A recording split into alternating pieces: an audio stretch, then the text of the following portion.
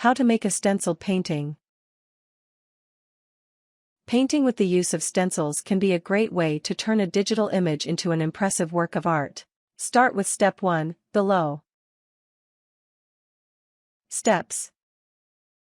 1. Find an image you would like to paint. 2. Make a digital drawing of the subject.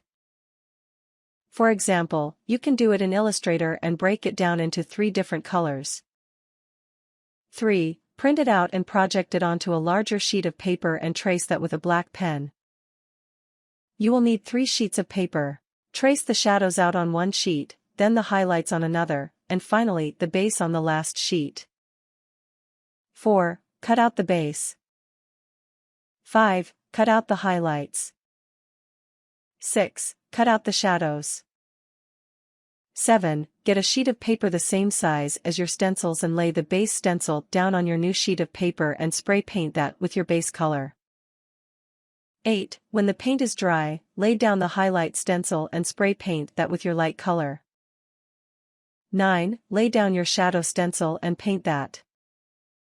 10. Wait for everything to dry. You're done. Enjoy the final product. Tips.